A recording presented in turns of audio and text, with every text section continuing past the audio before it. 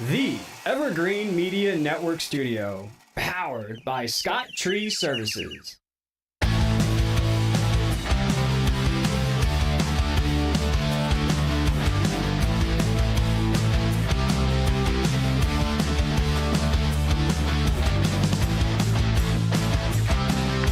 Oh boy, welcome to Classic Car Radio. Here we are, we're back. Keith's not here with Todd and Steve. Nope. I don't see him. Us. He must have he had a rough work day today. Yeah. He was down in Orchid Island, I think. Oh yeah. Yeah, so things happen. Tired. Did a lot of carpeting today. Yeah. He works hard. Yeah. He carries that machine around. He works hard for his money. That's it. Yeah. I know guys were going to the Barefoot Bay show. It was canceled this weekend. Yeah, because I think it wasn't rainy. I think the grounds were all full of mud. So they canceled it. I think it's coming back again in September or October. So probably a better time anyways. yeah, it'll be cooler. Yeah. Yep. And then right now. we got Meekum coming up July 10th to the 13th. Right. All right. There we go. Yep. Steve's going. He said he's got like 4 or 5 cars he was in. Yeah, he's ready to get rid of some, huh? Nope. No, they're he's all going to Todd. buy a bunch.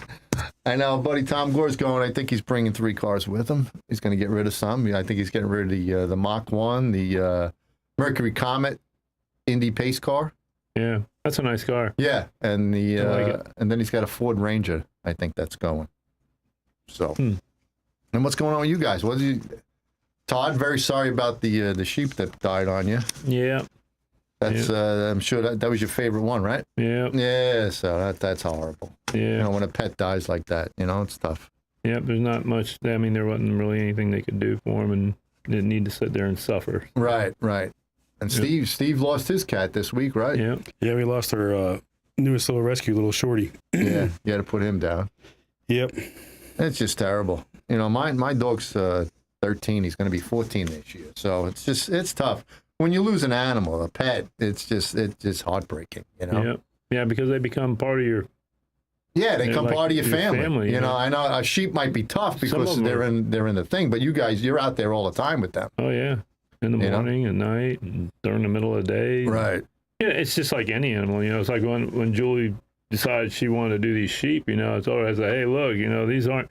Most people that have livestock, it's just livestock. Well, to me, they're not. They're all pets. They're all pets. Yeah. So once you name whatever them, it is. They're a pet. Yep. And like me and Steve were talking yesterday. That little kitten was just a little kid, didn't even have a chance to. Right. And our sheep was only 4 years old. Wow. Those will live to be between 15 and 20. So it was really, there was a young animal. So it's just tough when you lose an animal. Yeah. Hey Jess, can you bring up Keith gave us some notes, but the thing that he didn't give to us was that John Force was in a bad crash. Yeah. The other Very day. bad. Can you look that up, Jess? John Force crash. Okay.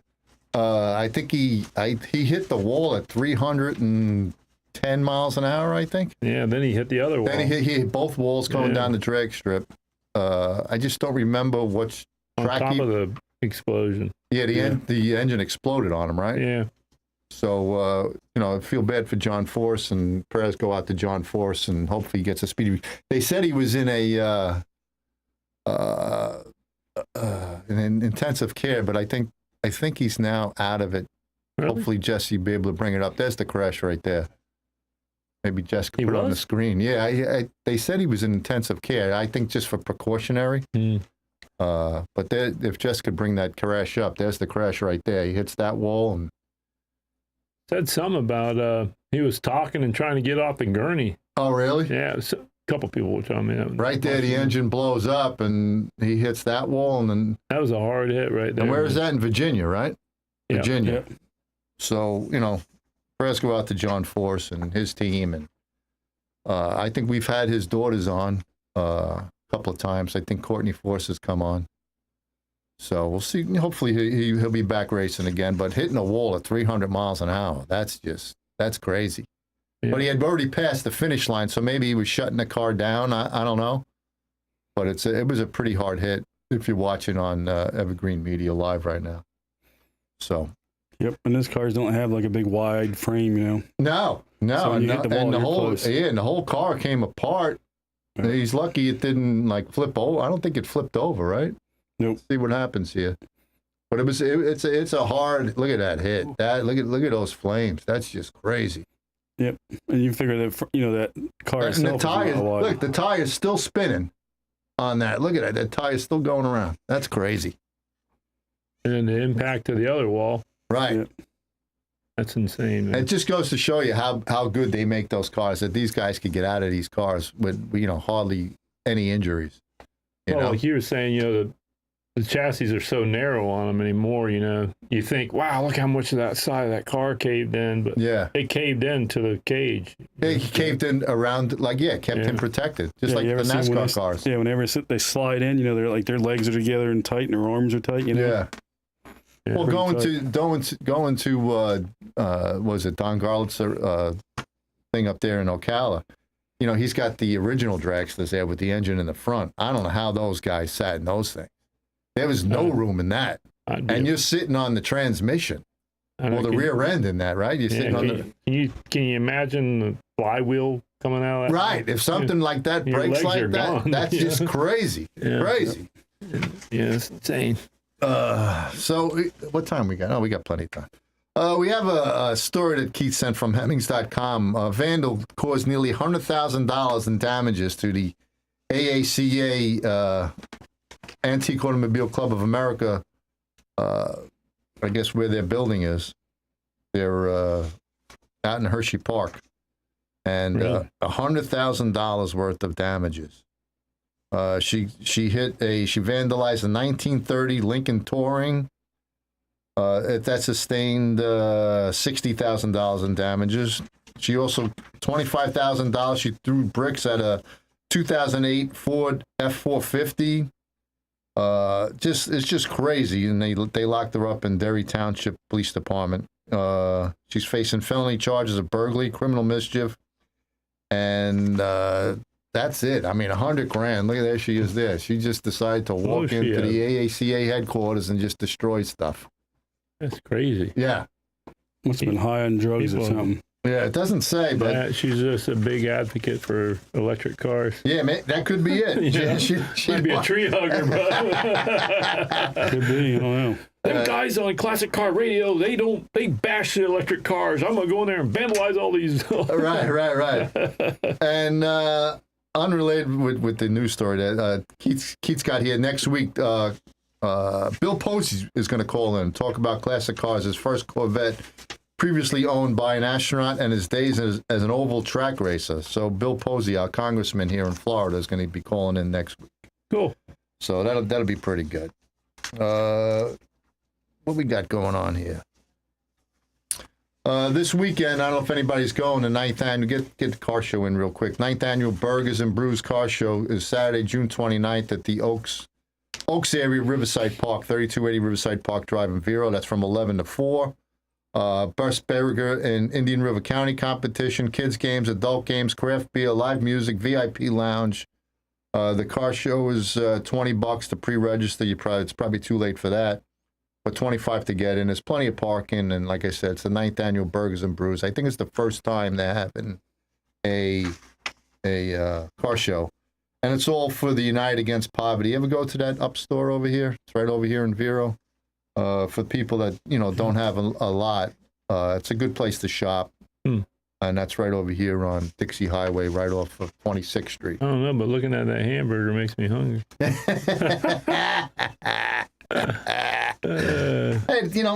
I don't know. Hamburgers, hot dogs. I'm a hot dog guy. A hot dog? Yeah, I don't mind having a hot dog. Hamburgers, they're all right. I haven't eaten. We had hot dogs last week for lunch. Yeah. Told you, I was like, you all right? Get the hot dogs. Quick and simple. And of course, we got a Pontiac story. Pontiac's Pillatus G8 could have been great. So I guess Pontiac was going to come out with a G8 that had no pillar. I guess it would have been a Sport Coupe G8. I don't know too much about these. I know guys, they had the big L and LS engines in them, right? People were pulling them out to stick in their cars. It's like a little they called them GTOs, right? What was it? It was strictly a G8. It was G8. It was a baby GTO. It was a bit smaller than a GTO. Right. But did they come out with was there a car GTO that year too, or was it just a G8? Because I could have sworn they... Just a G8, but they still made the Camaro conversions. Right. Huh. But yeah, this was... the G8 was the first rear-wheel drive sedan from Pontiac since 1986. And design heads at GM were determined to see the car get a second generation, aiming for the sales success that Dodge had seen with its Charger. Pontiac was a performance-aimed brand, and it was doing a pretty good job of backing up that image with high quality and fun product. But then, you know, Pontiac died in 2010, and the project was shelved. I guess they were going to... A second generation G8 would have held an LS, aggressive, sporty driving experience and powerful LS engine. That's not too bad. I'm pretty sure guys used to race them around town. Yeah. The G8s. They were pretty quick. They had the 6-liter LSs in them. Did they? Yeah. And who'd have think that the Pontiac would be that good? And you know, Pontiac died in 2010. Yeah. Boy, everything's dying. 2010. Yeah. Yep. Pontiac, hopefully it won't come back. Well, did you see the last 5 Camaros going to be made? What they're going to be? What? So we just had a customer in the shop that has the Yanko 1150 horse. Okay. He bought that car because, you know, that was supposed to be the last ones ever built. Right. Well, now GM's got together with Yanko. Yeah. The last 5 Camaros that are ever going to be built in 24 are all going to be Yankos. Anywhere from 1150 horse to 1550, and then stage 4 is, I think it was 1950, I think I read. Wow. Yep, but the last 5 Camaros are all going to be special colors, all Yanko cars. And they're going to be street legal or no? Yeah, all street legal. All street legal. Oh, Really? okay. Because I think that when they came out with the Copos years ago, a couple of years ago, I forget how long it was, when they came out with the Copo Camaros, they were all race cars. They came with slicks and opening one tire. I think they even had a roll cage in it. They didn't have lights. The lights were there. Yeah, they weren't street legal at all. They weren't street legal at all. So Yeah, if these are coming back to that, that's pretty good. These are all fully functional AC cars, everything. Yeah, so people will be looking for them. Yeah, and it's going to be the last 5 ever built, so you know they're going to be a pretty penny. Oh, yeah. Yeah. Good luck getting your hands on one of those. Yeah, somebody like Richard Rollins will get them, because I think he bought like 8 Copos at one time. He bought them all. Huh. It's crazy. So what do we got? We 12. Oh, we got to go. We got to go on break. When we come back, we'll do a little bit more history. I don't know if we're going to talk about Pontiacs too much, but we'll give it a shot. I think Keith's not here, so that was enough for Pontiac. you done with Pontiac? I think so. So we're like 2000. It's 2010. We're done with Pontiac. Yeah. We're a classic car radio show, Vero Beach. Listen to us on 107.9, The Patriot, on Saturday at 2 o'clock from 2 to 3. We'll be right back.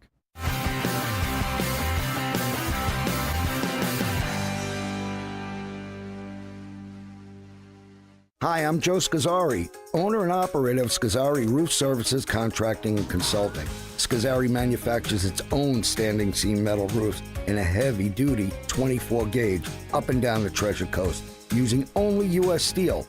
Only need a repair? Repairs are guaranteed for 3 years. We can do that because we go in your attic, find the leak, see where it is, go out onto your roof, open that area, and repair the leak once, and that's the end of it. Don't be sorry, call Scazzari.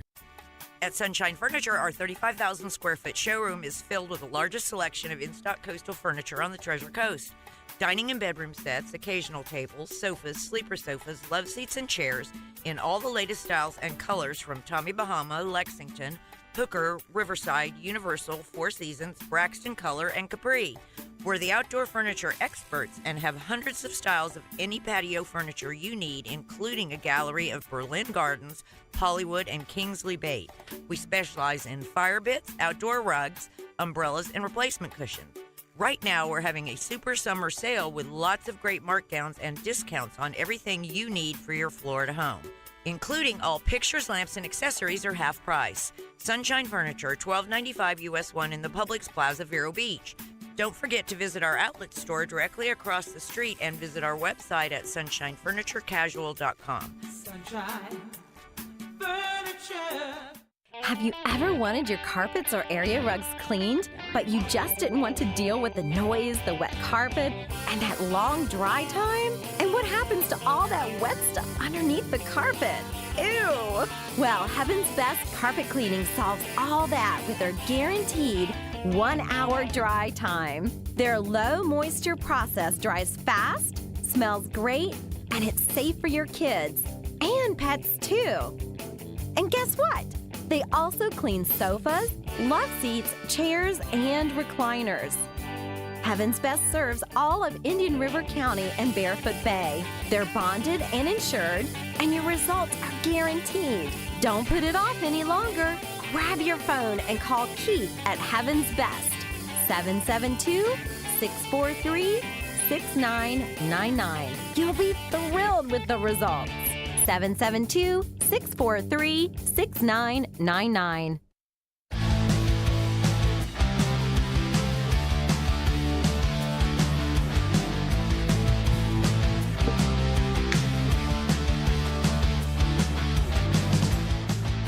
Oh boy, we're back. Classic Car Radio Show right now. Vero Beach. What do you think? Doing pretty good here. Yeah. Kind of like a little mellow, you know? Yeah, very mellow today. Yeah, this Friday, you guys have gone to Downtown Friday, right? Down here in Vero Beach. Have you gone to that? Yeah. That's June 28th at 6. The Downtown Friday with the Main Street Art District, car show, food, vendors, art, music, and more. Sponsored by Dyer of Vero Beach, 99.7 Jack FM and The Ocean and Dillard's. Sponsored by a whole bunch of people. Music by the Mighty Flea Circus, and that's right here on 14th Avenue. Starting at 6 o'clock right down here in Vero Beach. The Mighty Flea Circus. Yeah, they're pretty good. I seen they're up in Sebastian a lot. Oh, really? Yeah, it's not a bad band. They're pretty good. Cool name for a band. Yeah, yeah. What else? This week in history, June 27, 1985, Route 66 decertified. After 59 years, the iconic Route 66 enters the realm of history on this day in 85, when the American Association of State Highway and Transportation Officials decertifies the road and votes to remove all its highway signs. I wonder why. Measuring some 2,200 miles in its heyday, Route 66 stretched from Chicago, Illinois to Santa Monica, California, passing through 8 states. I wonder why. Wasn't it something like the roads were deemed unsafe because of going through the desert and all that stuff? Is that what it was? But why would they take the signs? What if they took them? How many people stole the signs, too? Yeah. It's still, I think it's still there. I think you can go through, but I think like most of the roads are washed away or something. I remember reading something. I think that's what it was. The roads were just getting old and they weren't going to fix them? Yeah, and a lot of it is like through the desert or something, so I guess a lot of people used to break down. Oh, yeah. When you break down on that and you're in a desert, you're pretty much screwed. Yep. No getting around that.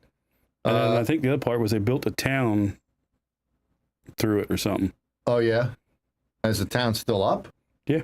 Oh, so people, it's probably the only one place to get a gas station there then. Yep. As you're going through it.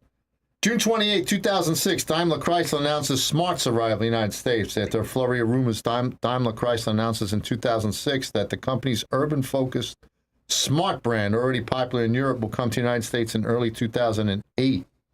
Yeah, that didn't last long, did it? Are they still around, those cars? I don't know. Weren't they on like BMW frames or Mercedes frames? Mercedes frames? I mean, it looked like they were starting off to be popular, you know. Right. You start to see a bunch of them, then no. Then it kinda- You ever see any? Yeah. You ever drove one of those things? No. Yeah, the thing drives like a lawnmower. Really? Yeah, it's like you give it gas and it's like on one of those centrifugal clutches, you know? Yeah. And then you feel it'll start like slowing down and you'll feel it release and shift and it goes back in. It drives just like one of those clutchless lawnmowers. Wow. Yeah, I seen a test track with them and how they crash and they actually held up pretty good in crash. I guess it's a one-piece frame or it's a steel frame. I forget what they were saying about the frame. That's why I told Jada that was going to be her first car. One of those or a Prius with eyelashes on. I was going to paint it. Pepto-Bismol pink. June 29th, 1967, Jane Mansfield is killed instantly when a car in which she was riding and strikes the rear of a trailer truck on Interstate 90 east of New Orleans. That's terrible. Yeah. I think crushed her skull. That's terrible. So, and that's for history. We got more Daimler Chrysler. June 23rd, 1903, the company founded by Gottlieb Daimler registers the Mercedes name for use on its vehicles following the success of the high-powered models prompted by Austrian businessman Emil Jelinek, who promoted the use of his young daughter's name. Huh. So that's why I guess the smart car, like you said, the smart car was Mercedes. That's why it was built so good, I guess. Yeah, I never drove one of those. I used to see them getting towed behind like RVs and stuff because they're so small.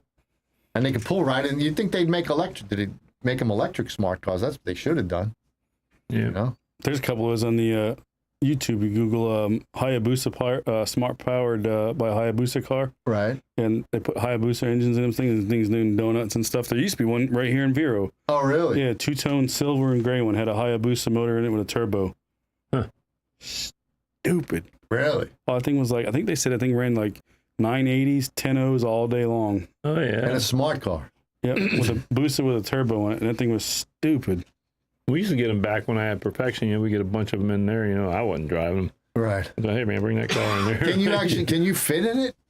I never got You in one. never got in No, one. I made my I employees. mean, you're pretty tall. I don't think you The seats probably... the seats go back pretty far. Oh, really? They're like the Mazda Miatas, believe it or not. Like you sit in the Mazda Miata, it's really small, but I can put the seat back further enough where I can't touch the pedals. Oh, wow. Kind of like a Mini Cooper. Yeah. Yeah, I had a Mini Cooper, and a friend of mine, he's like 7'2". Right. Well, I just bought this Mini Cooper. It was all decked out and everything.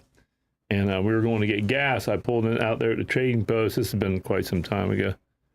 I go get out. The buddy of mine's there getting gas on the other side of the island. And he goes, hey, man, you fit in that thing? I said, wait till you see the dude that gets out of the passenger side.